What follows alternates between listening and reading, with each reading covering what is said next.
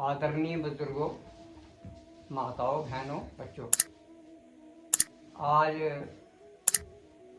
श्रीमद् भागवत पुराण का पहला अध्याय जो है वो शुरू करने जा रहा हूँ। श्रद्धा के साथ सुनना और अपने कमेंट्स जो है वो इस चैनल में मुझको जरूर बताना। अब मैं शुरू करता हूँ। धृतराष्ट्र बोले, हे संजय, धर्मभूमि कुरुक्षेत्र में 71 युद्ध की इच्छा वाले मेरे और पांडवों के पुत्रों ने क्या किया। धृतराष्ट्र कह रहे संजय ने, कुरुक्षेत्र किस स्थान का नाम है और उसे धर्म क्षेत्र क्यों कहा गया जाता है। महाभारत वन पर्व के 83वें अध्याय में और शल्प पर्व के 53वें अध्याय में कुरुक्षेत्र के महात्मा का विशेष वर्णन मिलता है। वहाँ इसे सरस्वती नदी के दक्षिणी भाग और दुष्वृति नदी के उत्तर भाग के माध्य में बताया गया है। कहते हैं कि इसकी लंबाई चौड़ाई 5-5 योजन थी।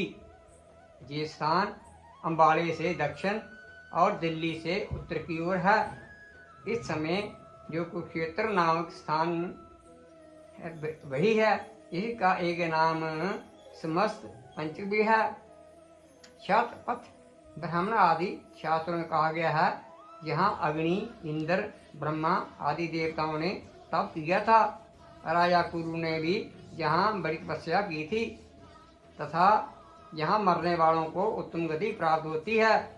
इसके अतिरिक्त और भी कई बातें हैं जिसके कारण उसे धर्म क्षेत्र या पुण्य क्षेत्र कहा गया है।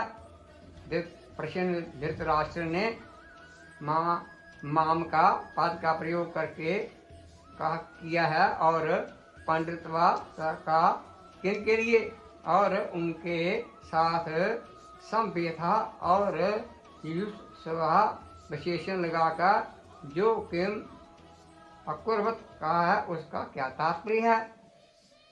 माव का पद का प्रयोग धृतराष्ट्र ने जिन पद के समस्त योद्धाओं सहित अपने दुर्योधन आदि 101 पुत्रों के लिए किया है और पांडवा पद का युधिष्ठिर पद के सब योद्धाओं सहित युधिष्ठिर आदि 5 भाइयों के लिए संवेदा और युष्वा विशेषण देकर और किम अकुर्वत कहकर धृतराष्ट्र ने गत 10 दिनों के भीषण युद्ध का पूरा विवरण जानना चाहा है कि युद्ध के लिए 71 इन सब लोगों ने युद्ध का आरंभ कैसे किया, कौन किसे कैसे भिड़े और किसके द्वारा कौन किस प्रकार और कब मारे गए आदि। तो भीष्म पितामह के गिरने तक भीष्म युद्ध का समाचार धृतराष्ट्र सुन ही चुके हैं, इसलिए उनके प्रश्न का ये तात्पर्य नहीं हो सकता कि उन्हें अभी युद्ध की कुछ भी खबर नहीं है और वे ये जानना चाहते हैं कि क्या धर्म क्षेत्र के प्रभाव से मेरे पुत्रों की बुद्धि सुधर गई और उन्होंने पांडवों का समर्थन देकर युद्ध नहीं किया, अथवा क्या धर्मराज युधिष्ठिर ही धर्म क्षेत्र के प्रभाव से प्रभावित होकर युद्ध से निवृत्त हो गए, या अब तक दोनों सेनाएं खड़ी ही हैं, युद्ध हुआ ही नहीं और यदि हुआ तो उसका क्या परिणाम हुआ इत्यादि। दुर्योधन बड़े वीर और राजनीतिज्ञ थे तथा शासन का समस्त कार्य दुर्योधन ही करते थे। संत सभी को आदर दिया करते हैं। संजय संत स्वभाव थे। पुत्र के प्रति आदर पूर्वक विशेषण का प्रयोग सुनकर धृतराष्ट्र को प्रसन्नता होगी।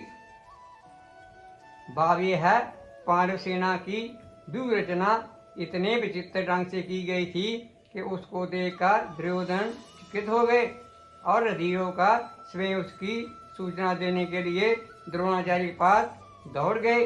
उन्होंने सोचा कि पांडव सेना की व्यूहरचना देख सुनकर दुर्योधन के महान आचार्य गुरु द्रोण की अपेक्षा अपनी सेना और भी विचित्र रूप से व्यूहरचना करने के लिए पितामह को परामर्श देंगे। यद्यपि पितामह भीष्म प्रधान सेनापति थे, परंतु कौरव सेना में गुरु द्रोणाचार्य का स्थान भी बहुत उच्च और बड़े ही उत्तरदायित्व का है। सेना में जिन प्रमुख योद्धाओं की जहाँ नियुक्ति होती है, यदि वे वहाँ से हट जाते हैं तो सैनिक व्यवस्था में बड़ी गड़बड़ी मच जाती है। इसलिए द्रोणाचार्य को अपने स्थान से न हटाकर दुर्योधन ने ही उनके पास जाना उचित समझा। इसके अतिरिक्त द्रोणाचार्य व्योवृद्ध और ज्ञान वृद्ध होने के साथ ही गुरु होने के कारण आदर के पात्र थे तथा दुर्योधन को उनके अपना सवार सिद्ध करना था। इसलिए भी उन्हें सम्मान देकर उनका प्रिय पात्र बनना उन्हें अभीष्ट था। पारमार्थिक दृष्टि से भी तो सबसे नम्रता पूर्वक सम्मान युक्त व्यवहार करना कर्तव्य है ही। राजनीति में भी बुद्धिमान पुरुष अपना काम निकालने के लिए दूसरों का आदर किया करते हैं। इन सभी दृष्टियों से उनका वहां जाना उचित ही था। दुर्योधन बड़े चतुर कूटनीतिक थे। धृष्टद्युम्न प्रतिहिंसा तथा पांडवों के प्रति द्रोणाचार्य की बुरी भावना उत्पन्न करके उन्हें विशेष उत्तेजित करने के लिए दुर्योधन ने धृष्टद्युम्न को दुर्पुत्र और आपका बुद्धिमान शिष्य कहा। इन शब्दों के द्वारा यह उन्हें इस प्रकार समझा रहे हैं कि देखिए, दुर्योधन ने आपके साथ पहले बुरा व्यवहार किया और फिर उसने आपका वध करने के उद्देश्य से ही याग करके धृष्टद्युम्न को पुत्र रूप से प्राप्त किया। धृष्टद्युम्न इतना कूटनीतिज्ञ था कि आप इतने सरल हैं कि आपको मरने के लिए पैदा होकर भी उसने आपके ही द्वारा धनुष विद्या शिक्षा प्राप्त कर ली। फिर इसी समय ही उसकी बुद्धिमानी देखिए कि उसने आप लोगों को छिड़काने के लिए कैसी सुंदर व्यूह रचना की है। ऐसे पुरुषों को पांडवों ने अपना प्रधान सेनापति बनाया है। अब आप विचारिए कि आपका क्या कर्तव्य है। संख्या में कम होने पर भी वज्रव्यूह के कारण पांडव सेना बहुत बड़ी मालूम होती थी। दूसरे ये बात है कि संख्या में अपेक्षाकृत सबल होने पर भी जितने पूर्ण सुवस्था होती है वे सेना विशेष शक्तिशाली समझी जाती है। इसलिए दुर्योधन कह रहे हैं कि आप इस व्यूहाकार खड़ी की हुई सुव्यवस्थित मैत्री सेना को देखिए और ऐसा उपाय सोचिए कि जिससे हम लोग विजयी हों।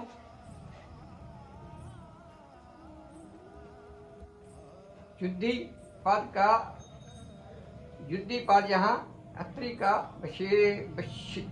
विशेष नहीं बन सकता, क्योंकि उस समय युद्ध आरंभ ही नहीं हुआ।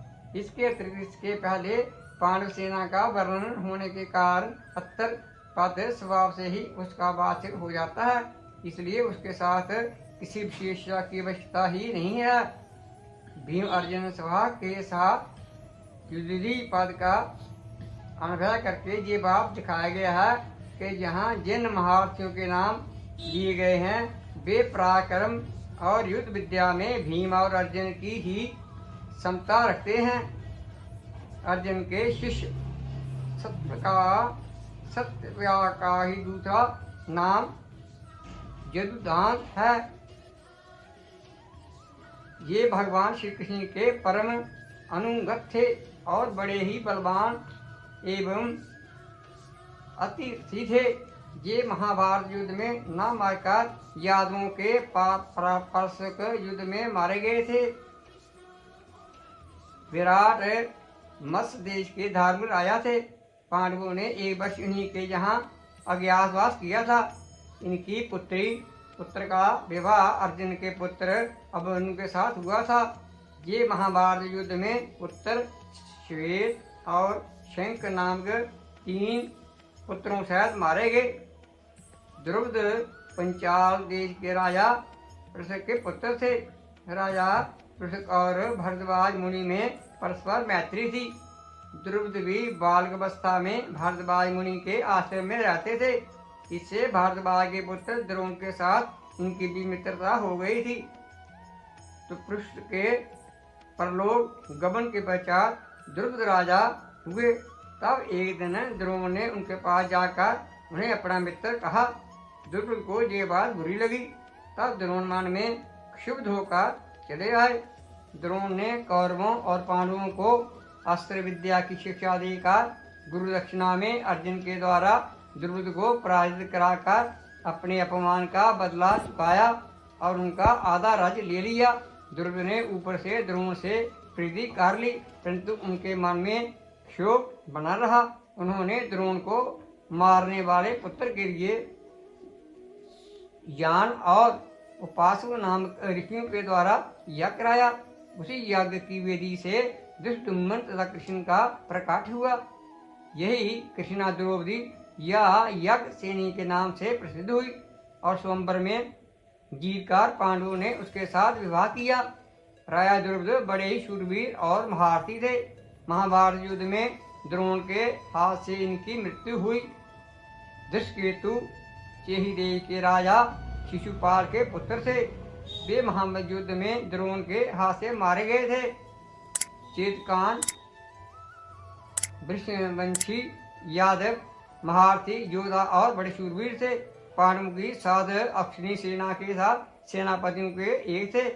ये महाभारत युद्ध में दुर्योधन के हाथ से मारे गए। काशीराज काशी के राजा थे।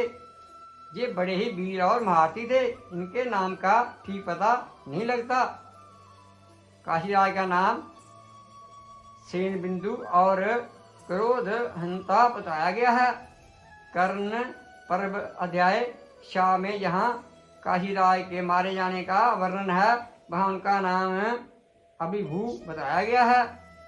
पुरुजित और कुंती भोज दोनों कुंती के भाई थे और युधिष्ठिर आदि के मामा होते थे। ये दोनों ही महाभारत युद्ध में द्रोणाचार्य के हाथ से मारे गए। शिष्य धर्मराज युधिष्ठिर के ससुर थे। इनकी कन्या देवका से युधिष्ठिर का विवाह हुआ था। ये मनुष्यों में श्रेष्ठ, बड़े बलवान और वीर योद्धा थे, इसलिए इन्हें नरपुंग कहा गया। द्रोण, कृपाचार्य, कर्ण, अश्वत्थामा, बृहद्रथ और कृतवर्मा इन 6 महारथियों ने मिलकर अन्यायपूर्वक इन्हें घेर लिया। उस अवस्था में उन्होंने अकेले ही बहुत से वीरों का संहार किया। अंत में दुशासन के लड़के ने इनके सिर पर गदा का बड़े जोर से प्रहार किया, जिससे उनकी मृत्यु हो गई। तो प्रतिबिंध, सुत सोम, श्रुतिकर्मा, चितानीक और सुसेन ये 5 क्रमशः युधिष्ठिर, भीमसेन, अर्जुन, नकुल और सहदेव के और से और द्रौपदी के गर्भ से उत्पन्न हुए थे। इनको रात्रि के समय अश्वत्थामा ने मार डाला था। शास्त्र और शस्त्र विद्या में अत्यंत निपुण उस असाधारण वीर को महारथी कहते हैं, जो अकेला ही 10,000 धनुषधारी योद्धाओं का युद्ध में संचालन करता था। दुर्योधन ने यहाँ जिन योद्धाओं के नाम लिए हैं, ये सभी महारथी हैं। इसी बात से ऐसा कहा गया है। प्रायः इन सभी वीरों के पराक्रम का प्रसिद्ध रूप से विस्तृत वर्णन पाया जाता है। वहाँ भी उन्हें अतिरथी और महारथी बताया गया है। इसके अतिरिक्त पांडव सेना में और भी बहुत से महारथी थे, उनके नाम भी यहाँ बतलाए गए हैं। यहाँ सर्वे पास से दुर्योधन का कथन इन सब के लिए भी समझ लेना चाहिए।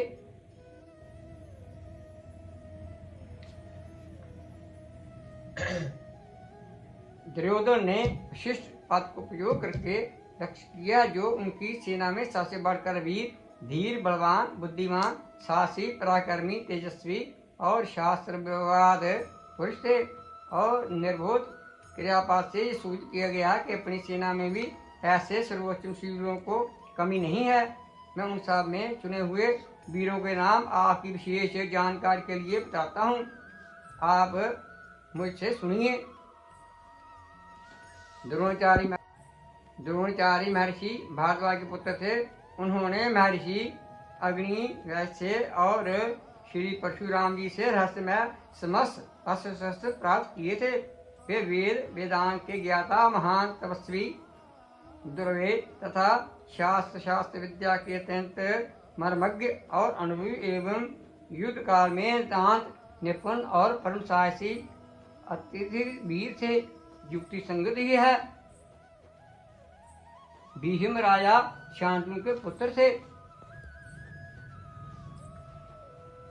ਅੱਜ ਤੁਹਾਨੂੰ ਬਸ ਆ ਗੀਤਾ ਦਾ ਇਹ ਜਿਹੜੇ ਹੈਗੇ ਮਹਾਰਥੀ ਉਹਨਾਂ ਦਾ ਆਈ ਵਰਣਨ ਕੀਤਾ ਗਿਆ ਹੈ ਕਿ ਇਸ ਯੁੱਧ ਸੈਨਾ ਵਿੱਚ ਕਿਹੜੇ ਕਿਹੜੇ ਮਹਾਰਥੀ ਉਹਨਾਂ ਦੇ ਨਾਂ ਦੱਸੇ ਗਏ ਨੇ। ਅੱਜ ਇੱਥੇ ਪ੍ਰਸੰਗੀ ਹੈ ਥੋੜਾ ਜਿਹੜਾ ਇੱਥੇ ਵਿਰਾਮ ਦਿੰਦੇ ਆ ਔਰ ਦੱਸਣਾ ਤੁਸੀਂ ਕਿ ਤੁਹਾਨੂੰ कैसा ਇਹ पसंद आया और अपने विचार वगैरह भी दसने और अच्छे आगे मैं विराम देना है और उसके बाद कल हम अगों फिर अगों शुरू करा। जय माता दी।